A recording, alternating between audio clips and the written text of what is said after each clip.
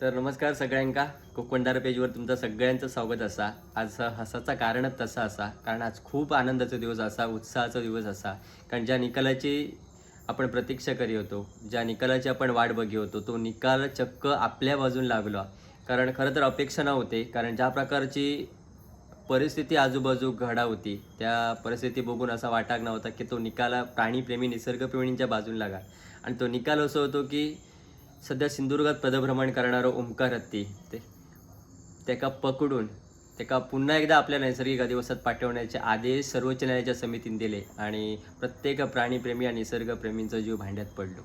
खूप ऐतिहासिक निर्णय असा, कारण ओंकार हत्ती वाचण्यासाठी, ओंकार हत्ती सुरक्षित राहण्यासाठी आणि ओंकार हत्ती त्याच्या नैसर्गिक अधिवासात जावच्यासाठी प्रत्येक प्राणीप्रेमी, निसर्गप्रेमी आणि त्याच्या मागून झटणाऱ्या प्रत्येक व्यक्तींचो ह्यो विजय असा. आणि खास करून मी एका पेजचं नाव मेन्शन करेन, से ओंकार हत्ती पेज, ऑफिशियल पेज जो इंस्टावर चालला. त्या पेजने खऱ्या अर्थानं चळवळ निर्माण केली. प्रत्येक प्राणीप्रेमी आणि निसर्गप्रेमींका एकत्र आणून ओंकार हत्ती वाचण्यासाठी आणि त्याच्या नैसर्गिक अधिवास सोडण्यासाठी या पेजने खऱ्या अर्थानं एक चळवळ निर्माण केली. आणि असे अनेक माणसं जोडली गेली. आणि त्यानंतर दुसरं नाव म्हणजे गुणेश गवस यांच्याने तर चक्क आमरण उपोषणापर्यंत खूप मोठा पाऊल उचलल्याने. कारण दोन कारणं होती. एक म्हणजे ओंकार हत्तीक त्रास देणाऱ्या वन कर्मचाऱ्यांका चाप बसायचो आणि दुसरं म्हणजे ओंकार हत्ती पुन्हा एकदा त्या नैसर्गिक अधिवासात जाऊचो, याच्यासाठी या आमरण उपोषण केला गेला. आणि खऱ्या अर्थानं ग्राउंड लेवलला, स्थानिक पातळीवर या काम करणाऱ्या खऱ्या अर्थानं या सगळ्यांचा ह्यो आज विजय झाला.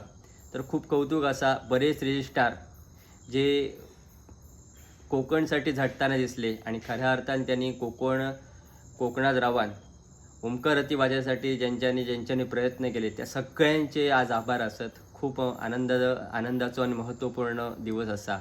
आणि आशा करूया लवकरात लवकर ओंकार हत्ती त्याच्या नैसर्गिक अधिवासात पुन्हा एकदा जातलो आणि जी अन्न साखळी जी असा, आपला जा नैसर्गिक जैवविविधता जी असा ती अशीच अबाधित राहतली आणि त्याच्यासाठी झटणाऱ्या पुन्हा एकदा सगळ्या प्राणीप्रेमींचे, निसर्गप्रेमींचे आणि खास करून से ओंकार हत्ती या पेजचे मनापासून आभार.